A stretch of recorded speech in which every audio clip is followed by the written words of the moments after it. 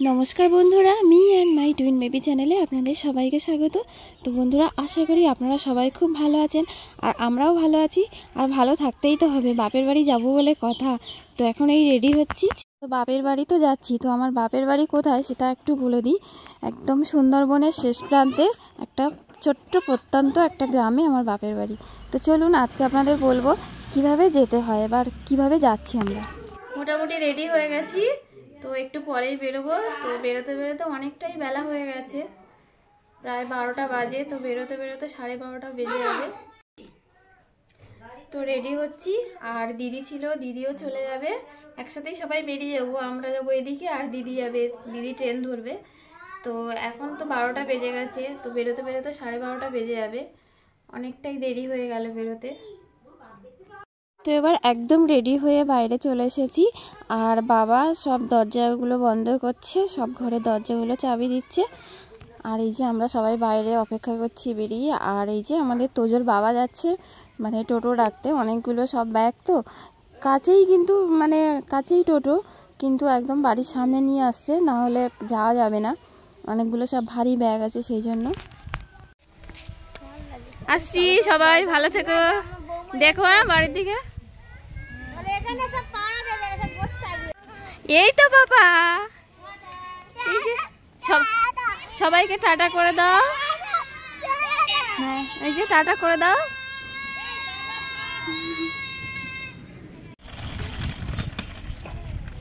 এই যে দাদা।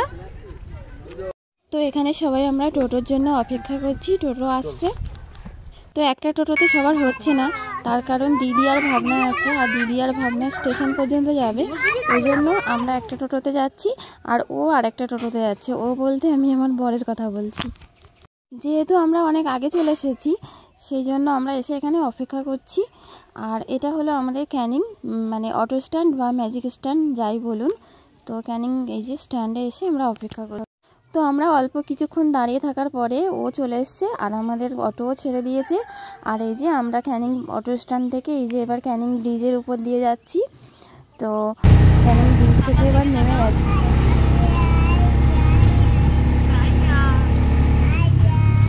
তো আমরা এবার সোনাখালি চলে এসেছি, আর সোনাখালি থেকে আবার ফের অটোতে উঠেছি। আর এই যে এটা হচ্ছে সোনাখালি ব্রিজ, হোগল ব্রিজ। তো এবার হোগল ব্রিজ পার হয়ে যাচ্ছি, পার হয়ে এবার আমরা গদখালির দিকে যাব। তো আমরা যেটা মানে অটো করে যাচ্ছি, এটা কিন্তু ম্যাজিক গাড়ি করে যাওয়া যায় বা বাসে করে যাওয়া যায়, তাহলে আর অত নামতে হয় না, পুরো ডাইরেক্ট মানে গাড়িতে উঠলেই পুরো গদখালিতে নামিয়ে দেয়। তো আমরা সেটা করিনি, আমরা অটোতে করেই যাচ্ছি, কারণ ম্যাজিকে আমার ঠিক ভালো লাগে না সেই জন্য। তো এই যে কথা বলতে বলতে আমরা চলে এসেছি গদখালি, আর এটা হলো আমাদের Gadkhali auto stand, auto bus বা ম্যাজিক এটাই হচ্ছে স্ট্যান্ড।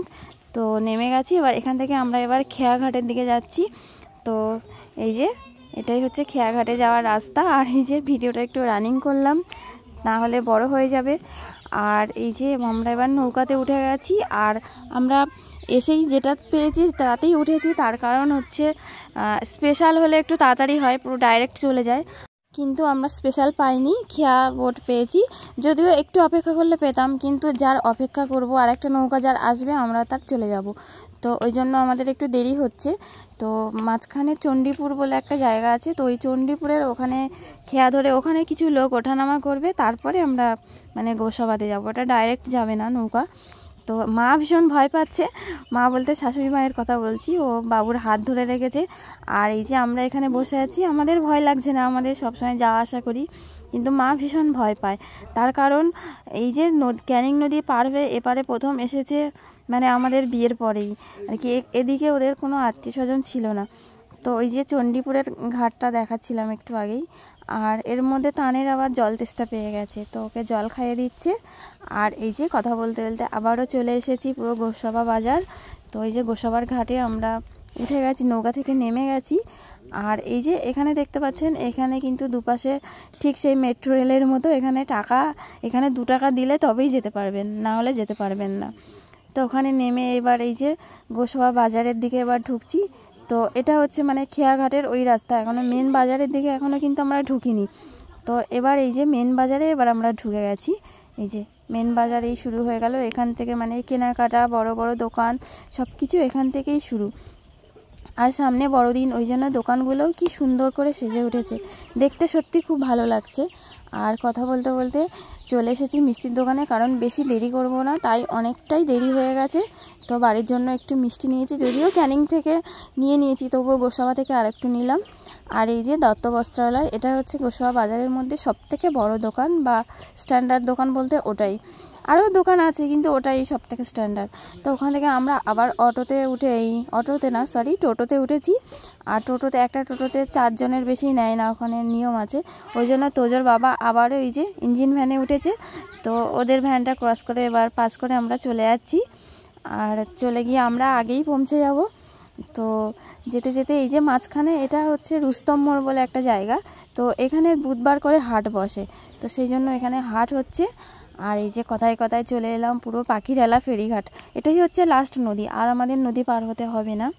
তো এখানে এসে খুব ভালো লাগছিল, কিছুক্ষণ দাঁড়ালাম, দাঁড়িয়ে তারপরে এই যে সবাই এবার ঘাটের দিকে চলে যাচ্ছি, কারণ নৌকা চলে এসেছে। তো নৌকা চলে এসেছে বলে সবাই আমরা চলে যাচ্ছি, আর দেরি করিনি। আর এই যে এবার আসছে তোজোর বাবা, ও তো লাস্টে এসছে, ওর জন্য আমি অপেক্ষা করছিলাম। তো এবার সবাই একসাথে চললাম নদীর ঘাটে। আর এই সময় এত ভালো লাগছে, তার কারণ এখন শীতকাল, তো সবাই মানে ট্যুরে এসছে, সবাই বাইরে। সোনা কোথায় যাচ্ছ?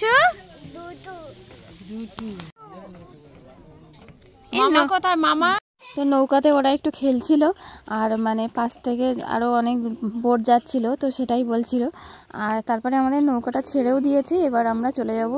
আর এই যে এই নৌকাটাই যখন লাস্ট নদীটা যখন পার হই, তখন আমার ভীষণ আনন্দ হয়।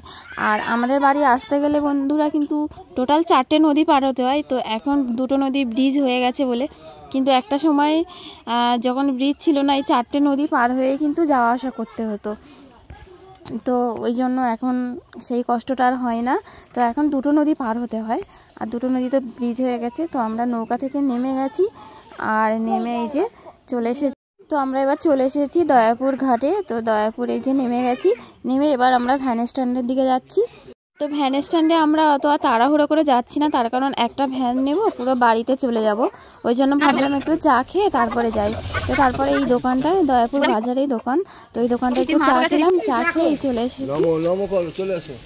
এই কোথায় যাচ্ছ? এখানে কি আছে? তো এই যে দয়াপুর বাজারে চলে এসেছি, আর এটা হলো আমাদের ভ্যান স্ট্যান্ড। এই যে তো এবার ভ্যানে উঠবো আর একদম বাড়ির সামনে গিয়ে নামবো, আর কোনো নদীর ব্যাপার নেই। তো চলুন দেখতে থাকুন।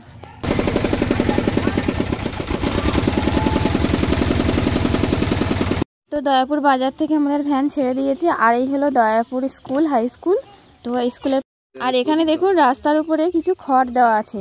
আর এই যে এই খড়গুলো দেওয়ার কারণ হচ্ছে, খড়গুলো দিয়ে রেখেছে, আর এর মধ্যে যে ধানগুলো আছে এর উপর দিয়ে ভ্যান বা গাড়ি যাওয়া আসা করবে, নিচে ধানগুলো পড়ে যাবে। ওই তো এবার আমার খুব ঠান্ডা লেগে গেছে, তার কারণ হচ্ছে আমি তো ভ্যানের সামনে বসেছি, ওই জন্য হাওয়া লাগছে, ওই জন্য এই যে একটা চাদর মুড়ি দিয়ে নিয়েছি। আর দয়াপুর বাজার থেকে আমাদের বাড়ি 20 মিনিটের মতো লাগে। আর এই যে একটা জায়গা, এই জায়গাটা দেখালাম, এই জায়গার একটা গল্প আছে, তো সেটা আমি আপনাদের পরে বলবো, আজকে আর বলছি না, শুধু দেখিয়ে রাখছি। গল্প বলতে আমার পিসির ছেলে আসছিল রাতে, আর এখানে বাঘ ছিল, তো সেই ঘটনাটা, সেই গল্পটা আমি আপনাদের পরে বলবো, এখন আর বলছি না। তো আমি এখন জায়গাটায় শুধু দেখিয়ে রাখছি। আর এখন যে জায়গাটা দেখতে পাচ্ছেন, এটা কিন্তু পুরো ধানের জমি ছিল, তারপরে নদী ভাঙনে পুরোটা এখন নদী হয়ে গেছে এই জায়গাটা, কিন্তু এটা আগে পুরো ধান চাষের জমি ছিল, তারপরে এই রাস্তাটা হয়েছে। তো আমাদের বাড়ি আসতে গেলে এই দয়াপুর বাজার থেকে বুধবার বাজারে আসতে হয়, কিন্তু এখন মানে রাস্তার অনেকটা শর্ট হয়ে গেছে, তার কারণ মাঝখান দিয়ে ছোট ছোট সব রাস্তা হয়ে গেছে। তো আমরা সেই ভিতরের রাস্তা দিয়ে যাচ্ছি। অবশ্য এই রাস্তা দিয়ে আমি প্রথম যাচ্ছি, এই রাস্তা নতুন হয়েছে, এই রাস্তা হওয়ার পরে আমি আর আসিনি, তো এখনই যাচ্ছি, তো খুব ভালো লাগছে। আর এই যে কথায় কথায় কথা বলতে বলতে একদম বাড়ির সামনে চলে এসেছি। এই যে এখানেই রাস্তা শেষ, এখানে এই যে বাড়ি দেখা যাচ্ছে।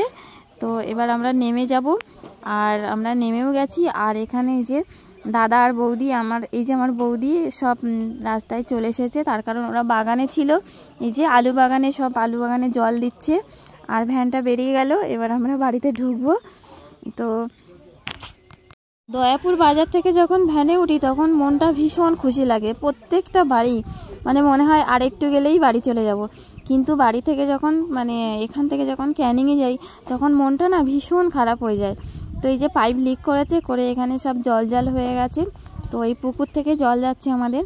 তো এই যে বাড়িতে এবার ঢুকছি। আর বৃষ্টি হওয়ার কারণে মানে কয়েকদিন আগে যে বৃষ্টি হয়েছিল তার কারণে মাঠে আর ধান রাখতে পারিনি, ওই জন্য এই যে বাড়ির উঠোনে কিছু ধান রেখে দিয়েছে। তো চলে এলাম বন্ধুরা বাড়িতে। কোথায় এসেছো? কোথায় এসেছো? বৃষ্টি। দিদি বলো, দিদি। দিদি কাদের বাড়ি এসেছো? মামা কই? নেই। বাড়ি থেকে বেরিয়েছিলাম এরকম 1:45টার দিকে, আর এখন পৌঁছলাম। তো এখন কটা বাজে গো? 4:50। এখন 4:50 বাজে। 1:45টায় বেরিয়েছি, 4:50-এ বাড়ি ঢুকে। এ তো নায়িকা। আরে এটা কে আসছে? কোথায় গেছিলে? তাই তুমি ভালো আছো? বলো, তোমরা কি বলছো বলো। ফিস্টি করবো? আচ্ছা ঠিক আছে, এখন তো সবে এলাম। হ্যাঁ, তো আমরা সবাই তোমাদের সাথে আছি। আর আমার বলতে লজ্জা নেই, এখানকার মানে সুন্দরবনের মানুষের কথা, এখানকার ভাষা কিন্তু অন্যরকম। ভাষা বলতে এখানকার কথার টান কিন্তু আলাদা। তো সেগুলো নিয়ে প্লিজ আপনারা কিছু মনে করবেন না।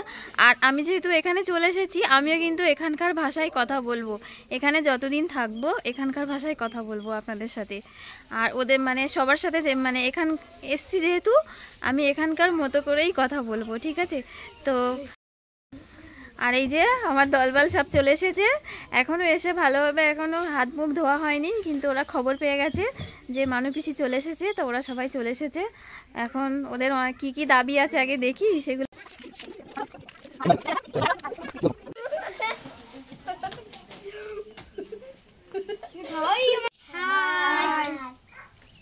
আর কিছু বলবি তোরা? আমাদের মানু পিসির চ্যানেলে সাপোর্ট করবি, ঠিক আছে? অনেক আগে খেয়েছি, সেই সকালবেলা 9:30টার দিকে ভাত খেয়েছি, আর খাইনি। তো খিদে পেয়ে গেছে, এখন অন্য কিছু খাবো না, এখন একবারে ভাত খেয়ে নিচ্ছি। আর এই যে দেখুন ভাত রেডি করে দিয়েছে আমার ভাইজি। আর এখানে দেখুন সব কিছু কাঁসার থালা। এই যে কাঁসার থালায়, আমাদের বাড়িতে কিন্তু সবাই কাঁসার থালায় ভাত খায়। অবশ্য আমি কিন্তু খাই না, আমি কিন্তু স্টিলের থালা ছাড়া খেতে পারি না। তো এই যে সব কিছু পরিপাটি করে রেডি করছে। তো এসেছে, কে এসেছে? দাদা কি খাবার এনেছে? বাবু। বাবু মানে লেবু। কেমন লাগছে পেঁয়াজি? আর এই যে এখানকার লাল মুড়ি নিয়ে এসছে, দেশি লাল মুড়ি। এগুলো দিয়ে এখন খাওয়া হবে। হ্যাঁ, খাও খাও, খেয়ে দেখো। তো বন্ধুরা, আজকের ব্লগটি এই পর্যন্ত। তো আশা করি আপনাদের ভালো লেগেছে। আর যদি ভালো লেগে থাকে অবশ্যই আমাদের চ্যানেলটিকে সাবস্ক্রাইব করে দেবেন। আর হ্যাঁ, আমরা এখন সুন্দরবনে থাকবো ঠিক 8-10 দিনের মতো। তো আপনাদের সবারই আমন্ত্রণ রইল। তো আপনারা আসুন। আর আজকের ভিডিওটি এই পর্যন্ত। তো আজ শুধু এটুকুই জানালাম কিভাবে আসতে হয়। আর এরপর থেকেই তো এখানকার সব কিছু আপনাদেরকে দেখাবো। তো আপনারা পাশে থাকবেন। তো আজ এই পর্যন্ত, সবাই খুব ভালো থাকুন। টাটা।